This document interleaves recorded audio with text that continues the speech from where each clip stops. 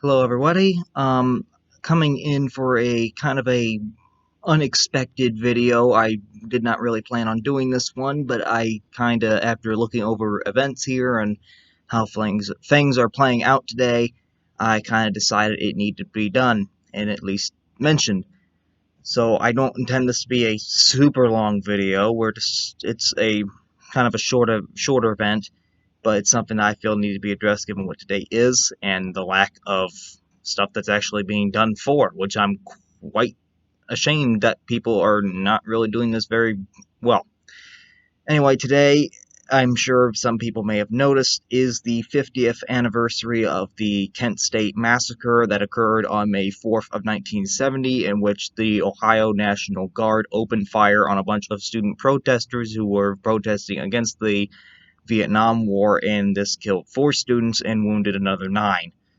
Now, unfortunately, due to the coronavirus pandemic, the Kent State University had canceled their planned 4-day commemoration that they were going to do, and to my knowledge, I think they've chosen to do a virtual thing, but I do not feel that this does it enough justice.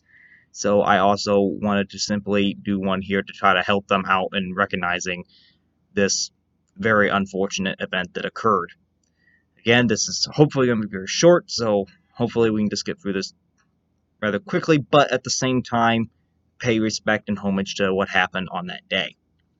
So basically, to understand here what happened at Kent State, off the notebook, you gotta look back to the Vietnam War. The Vietnam War had started after 1954. The United States gradually became more involved due to its policy of containing communism at spread, and the South Vietnam was very pro-U.S. It was supposedly democratic, although you can debate that. And the North, of course, was a communist regime. Of course, the North wanted to take over the South, and they were getting aid from South Vietnamese communists that were known as the Viet Cong. Now, the Vietnam War is an entirely different video that we will do one day. I don't know when, but we will do it. So I don't want to get too detailed in the logistics of the war. So basically, at the same time as the Vietnam War is going on, after 1964, the United States starts intensifying and increasing its presence in South Vietnam, sending more and more troops. Most of these troops were being sent through a draft system, which, as we all know, was probably not the most popular thing at the time. I'm sure we can all know that if we know anything about Vietnam. Well, this draft system formed a lot of protests that were coming out from people that opposed the war, especially among younger people, such as college students, who more frequently were the ones being drafted. So, of course, they had a direct opposition to it. Now, out of these people that were doing it, there were others, but it was mostly those younger generations. In 1968, Republican presidential candidate Richard Nixon, he wins the U.S. presidential election that year. He takes office in January of 1969. Now, Nixon won his campaign on the promise that he would de-escalate the Vietnam War and he would gradually pull U.S. troops out. Now, it initially looked like he was going to do this, and up till early 1970, U.S. troops numbers did gradually start to drop and decrease in Vietnam. Well, Nixon's policy was also known by something of what we would call Vietnamization, which was the process of pulling the U.S. troops out, but at the same time training the South Vietnamese to better defend themselves. That way, when we pulled out entirely, the fighting could be left to them. Of course, that didn't go too well. Well, by early 1970, as we mentioned, this was working shortly, but this was not going to be the case for long, and this is where Kent State is going to happen. And just for anyone's notice, Kent State is located in Portage County, in the town of Kent, Ohio, which is in Portage County, which is southeast of Cleveland. And of course, I know this because I live in Ohio, so this is kind of in my own state, so this is kind of relevant to me, at least. On April 28th of 1970, President Nixon authorized a preemptive strike from Vietnam into the neighboring country of Cambodia, which also had a communist insurgency, but at the same time had communist supply routes that were being used by the North to aid the communists in the South Vietnam. And Nixon gave an order to the U.S. forces and some of the South Vietnamese forces that were combined with them to go and invade Cambodia and to wipe out these supply lines and communist insurgents. Well, This did not go over well with the American people. Nixon televised a live conference about 2 days later on April 30th of 1970, and he tried to justify his thing for doing so, but many people saw it as a betrayal by Nixon because they had elected him on the promise that he was going to de-escalate Vietnam, and here it looks like he's not only escalating the conflict, but he is also expanding it, which is exactly the opposite of what they wanted to see. And this sets off a massive new strain of protests that began breaking out in colleges across the country and in other cities across the country. It wasn't just college campuses. You had these happen in cities, but colleges have got a lot of attention. Now, hold on here. We do have an image. Here's some images. This is one of the images taken of President Nixon when he was on television giving this address as to the invasion of Cambodia, which I think I'm trying to read here. This is Cambodia, Vietnam, I think is somewhere over here. I can't see perfectly, but they were moving to here. And of course, this set outcry for the American people. Well, as these protests break out across the nation, many college campuses become protest grounds. And one of them that has that happen is none other than Kent State University, which has, within 24 hours, one day after Nixon does this televised address trying to justify his means for the Cambodian incursion, there are peace rallies scheduled to take place on campus at Kent State on May 1st. Well, late on May, so the peace rallies go on, they happen, and initially it was fine. Well, late on that day, later that night, some of the protesters have gotten in town where they're actually quite drunk. They're in downtown Kent, and they actually kind of start causing a ruckus. They start spilling over trash cans, they start lighting fires, they start busting windows to businesses. It just kind of gets ugly. The local police are called in. They kind of force the protesters to eventually get them gradually back to the campus, and this ends at about 2:30 in the morning, if I'm not wrong. They finally got them all back to their little campus site. Well, unfortunately, this didn't sit well with the town's mayor, who was by the name of Leroy Satram, and Mr. Leroy does not really condone this. And the following day, now some of the protesters do go out and they start cleaning up the damage that's been done to the town, but a bunch of them are now angered even more, not only because they're drunk, but because they're probably high on drugs a little bit, and on top of that, they don't like the fact that the town's what they see as authoritarianism trying to downright their freedom of speech, which, don't get me wrong, the Constitution does guarantee you have a freedom of speech, but in protest, you have the right to assemble, but there is a problem when you get violent. That is not something we want in this country. You can protest all you want, but when the moment you're going to start doing violent acts, that's not actually guaranteed by the Constitution. I just want to make that clear. You can protest, but you must do it peacefully. Don't get violent and start shooting and start lighting fires, start busting things. That's just crime. That's when things get bad. Well, Mr. Mayor Leroy's Satram, he gets concerned by the acts of violence from the previous night, and he fears violence is going to break out again because he knows that some of these protesters on Kent State campus are getting quite angry. So not only does he declare a civil emergency, but he also calls in the Ohio National Guard to the campus in order to try to prevent any further violence from breaking out. Unknown to Mr. Satram, this actually escalates things far beyond what he believed possible. By the late evening, the National Guard does arrive on the campus.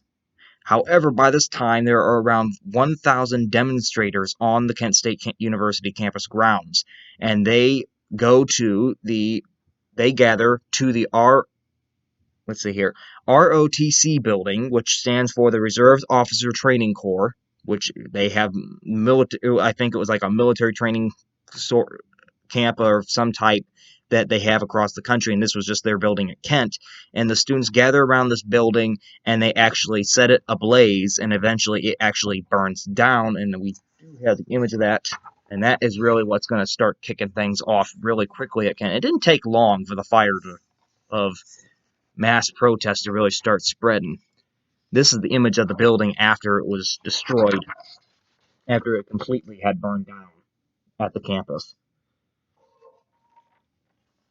Well, due to this, the following day, on May 3rd, the Ohio National Guard increases its strength at Kent State. They increase it to around 1,200 guardsmen. They now have a 1,200 guardsmen on duty on the campus, kind of patrolling around, walking around.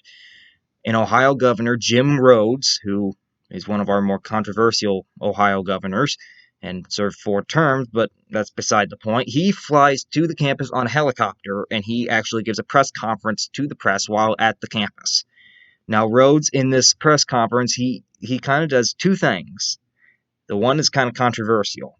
The first one that he does that's not, they're actually both controversial. Rhodes promises that he will allow law enforcement to be used against the protesters. He kind of a big ally to Richard Nixon, and Nixon at this time, he's not a real big fan of the protesters either.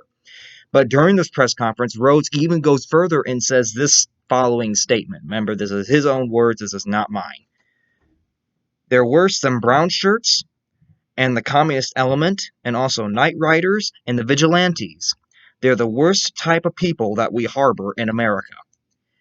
Rhodes is comparing these anti-Vietnam War protesters to the brown shirts of the Nazi German regime and to the communists in the Soviet Union and China, and he's referring to some other negative things. Not a real good view to be doing for a politician to college students. Unfortunately, the officials also stated that they would be willing to meet with the students that night to try to defuse the situation.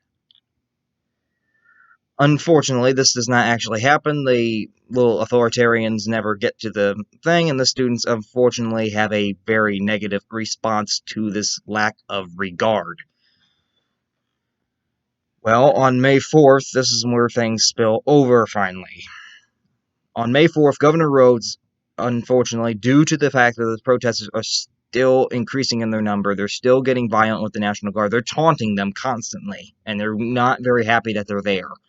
And well, Governor Rhodes bans on May 4th, he bans all demonstrations in the state, and he also distributes over 12,000 leaflets to spread the message across the state that demonstrations are banned, not allowed. Well, unfortunately, these students at Kent, they ignore these orders, and by this time they have now swollen to around 3,000 protesters. And they just ignore the order entirely. They don't want nothing to do with it. And honestly, I don't blame them. Well, let's keep in mind, not every one of these protesters was actually protesting actively. About 500 of them were actually actively protesting. 500 out of 3,000. Another 1,000 were cheering these people who were protesting, and the remaining 1,500 were simply just bystanders. They were watching, but they were still gathered with the rest. At around noon, this is where things kind of start getting to the ugly point. Not a real good point. Around noon, the commander of about 100 guardsmen that's marching around the campus out of the 1,200, their commander of these 100 that are going around, he orders that the crowd disperse in accordance with Governor Rhodes' order. Of course, the crowd kind of refuses to, the protesters refuse to, and instead they start throwing rocks and they start yelling chants, and one of the chants that they yell here, for example, is "pigs off campus." They don't want them there. Well, the guards retaliate to this. Now, this is not the shooting, but instead they release tear gas canisters and they yell chants. Well, not yell chants. I'm looking at the wrong note here. They advance with tear gas canisters, and then they advance forward with bayonets fixed onto their rifles to try to disperse the protesters. And this actually works. The protesters do disperse for the large part, but in fact they kind of fall back a little bit, and then some of them get the guts to go back, and although they do not charge the guardsmen, they start picking up the tear gas canisters and lobbing them back. Not a good thing. Here we have 2 images here. This is when they start advancing forward. You can see the tear gas kind of in the air, and you can see just the hundreds of protesters back here of students at the campus. And I think here, let me see. I have one more. No, not yet. Not yet. I do apologize. While the students do this and they start lining back, this is where we finally arrive at that moment. This is at 12:24 p.m.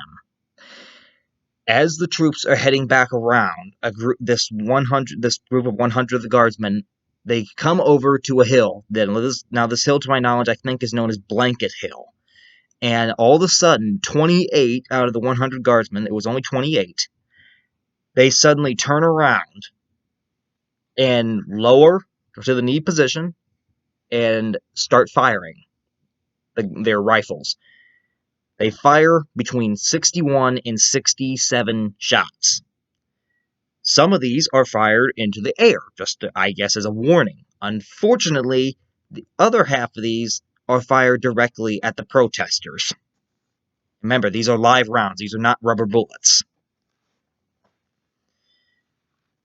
4 students are killed during this volley, and another 9 are then injured, thus creating what it has kind of become known as the Kent State Massacre. Now, there were 9 students who were wounded. Many were shot in, like, maybe the abdomen. One was even shot in the butt. One got shot, I think, in the wrist, and a couple in the neck. One of them got shot, and he actually ended up, although he lived, he ended up being paralyzed from the chest down, I think, if I remember correctly. Now, 4 students were unfortunately killed, and these are the ones that we need to remember today as well, the most. I mean, no disrespect to those who were wounded. They, of course, need to be remembered as well, but we need to especially remember those who did not live to tell that tale that day. They unfortunately died. The 4 students that were killed were Jeffrey Glenn Miller, who was age 20. He was shot in the mouth. He was actually the closest to the guards when they opened fire. He was shot in the mouth, and he died instantly.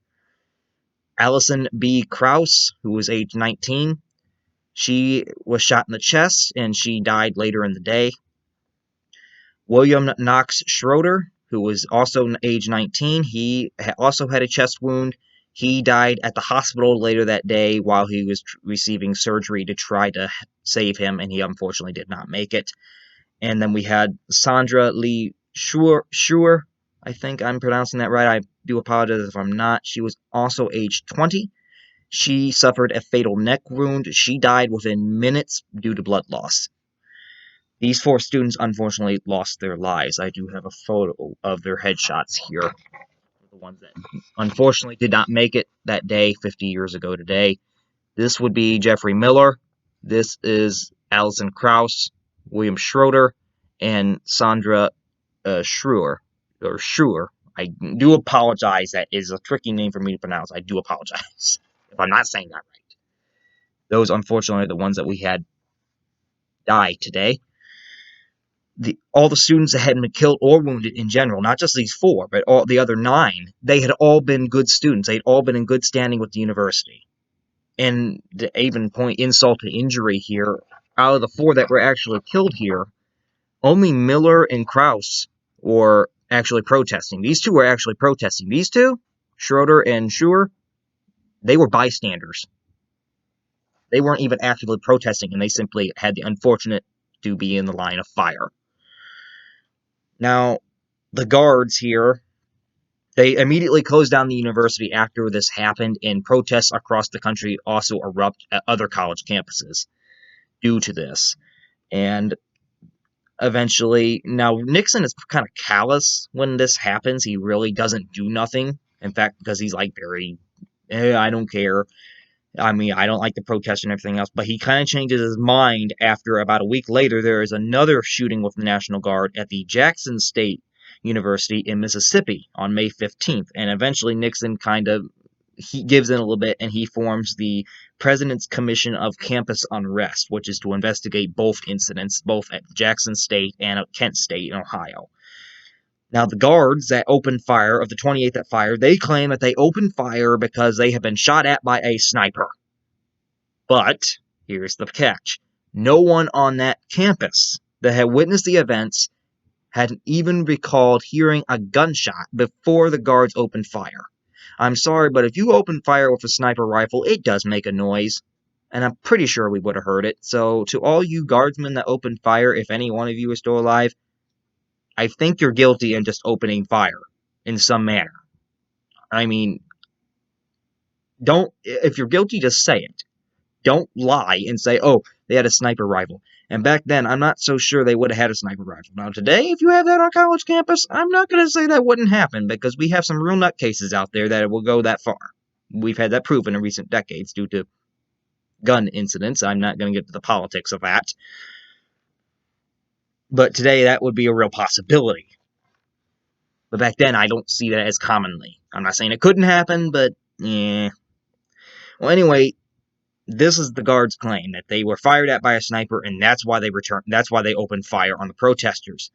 Well, unfortunately, not only do the campus people not kind of coincide with this, but also the commission eventually kind of comes out against them as well. In its final report that they issued on 1970, the commission concluded that the guards who had opened fire had been unjustified in doing so. There was no justification for having opened fire on that college campus crowd. They stated that even if, here was their statement, this was not mine, they basically stated that even if the guardsmen faced danger, it was not a danger that called for lethal force. None of the students had guns. They were throwing rocks and maybe some tear gas back at them, but most of the guards even had masks on. I'm pretty sure you're protected from the tear gas. And on top of that, a rock? Really? But in the other way that they were unjustified, they also deemed it had been illicit to do so because of the fact that no order to fire had been given, supposedly. Now, to this day, this is still argued among even survivors or witnesses of that day. Some of them argue there was an order to fire that they heard, and some argue there was not, but we won't get too far in that here, which I just want to state there is an argument over that, whether there was or not, but the official report says there was no order given to open fire. Well, of course, due to this, two things really happen here, and the one is nationwide, kinda, and that's the fact that due to the two incidents, both at Kent State and at Jackson State, National Guardsmen were no longer issued, I don't know if they are anymore currently, but in the Vietnam War at least, they were no longer issued loaded rifles when they went to confront student protesters. They were no longer given a loaded rifle. The second deals with Ohio here, and that's, of course, you can imagine that due to these 4 students and those who got wounded, their families probably got pretty ticked off, and certain anti-war groups probably got pretty ticked off, as they did. There was marches everywhere across the country, including Washington, D.C., and you can about guess that there were, of course, some lawsuits that would come up, and there was, and several civil suits were filed against people such as the 28 guardsmen who had opened fire, Governor Jim Rhodes, the state of Ohio government, and even Kent State University itself, basically with its president, who I don't know who that was at the time. Now, of course, these were all treated separately at first, but eventually they came to an agreement for a settlement, and that was the factor. No one would be tried. No one actually got put in jail for any of this, but the eventual agreement they did was that each plaintiff would receive $675,000 each from the state of Ohio to settle the matter. And to this day, it's still kind of argued that that was not enough, which I honestly don't think that was enough for what they did, honestly. But that's another matter. And across the nation, people got to see the massacre that happened because we had photos that were taken. This is probably the most common photo we've seen. It's also a symbol of the anti-Vietnam War movement. Woman going over, kind of crying and hysterically over the body of someone who died on the campus. This actually happens to be Jeffrey Miller on the ground. I don't remember exactly who this woman was, but I've seen her name before. She's actually still alive. So is the photographer. And then for the guards that open fire, as the guards open fire, of course, the rest of the students, they start running. They want to get out of there. They see gunfire. Some of them run, others start ducking and just hitting the ground because that's their first instinct, is to get away from the gunfire. And this was an image that was snapped of the students running. You can see some of them are trying to run, take cover behind cars. Others have just simply dropped and they're on the ground trying to protect themselves. This is the final image that we really have here. We have the image of kind of the Kent State grounds where this all kind of occurred. We have the guards kind of went from down here, they went up here. This is where they first issued for the crowd to disperse. They refuse, they start launching the tear gas, they start getting the rocks thrown at them. They then continue to march, advance with the bayonets and everything else. They kind of break up the crowd.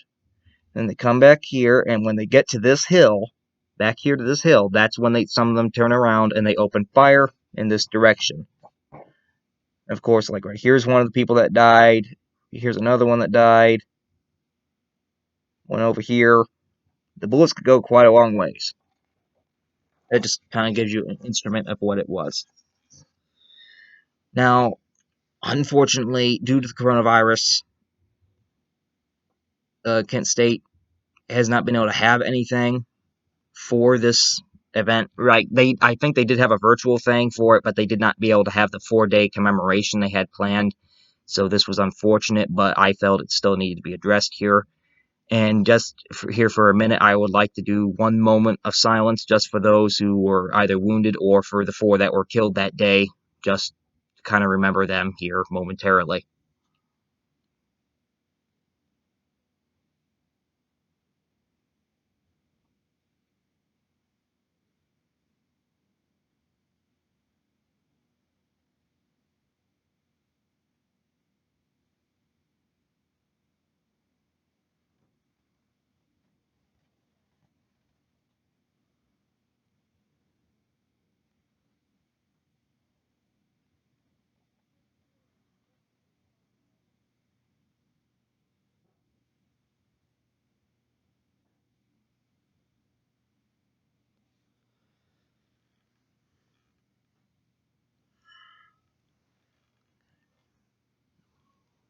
Thank you if any of you did take that moment of silence.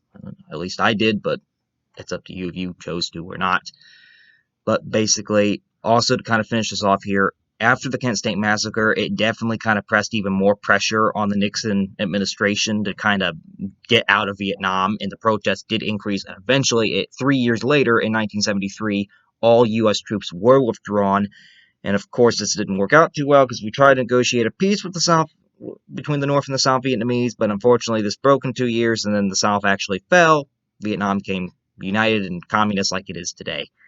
So in a way, this did kind of hasten the effect that it had on the anti-war movement and getting the troops back home from Vietnam, getting it clear that we don't want them over there. This is a very unpopular war. So that is basically what happened with Kent State. The Kent State Massacre 50 years ago today on May 4th of 1970. That is basically what events happened that day. Now, this was an unexpected video. As I said, I already had 2 planned out. I just wanted to fit this one in as well. So we will still have another video that will come out tomorrow. That will be on the Battle of Lake Erie that occurred in 1813, which is also in Ohio history, but it's also something that many people don't know about. And it does have national significance because it took place during the War of 1812 and kind of secured the Great Lakes for the United States and during the war. Or at least Lake Erie, it did. And kind of also influenced Detroit's history as well. But we will do that tomorrow. May 8th on this Friday is, of course, the big 75th anniversary of World War II, and I encourage everyone that even if you cannot watch this video, if you see a World War II veteran that day of any sort, I don't care if they served in Europe or if they served in the Pacific. Thank them for their service if you see one. And I also encourage you on that day to wear something or at least take a moment of silence to reflect on the millions of lives lost during that war, especially in Europe with the Holocaust and other things that were murdered by the Nazi regime. But that we will definitely have a video for that on Friday, and we will have a video tomorrow on the Battle of Lake Erie. So that is our plan for today of what is gonna go on later this coming week. So basically that ends it for this video. Again, if you like any of the videos that I've done, be sure to put any comments in the below. Be sure to subscribe, all that stuff, if you choose to. So that basically ends it for here. Hopefully everyone else has a rest of their good day, and we will see you all back here tomorrow.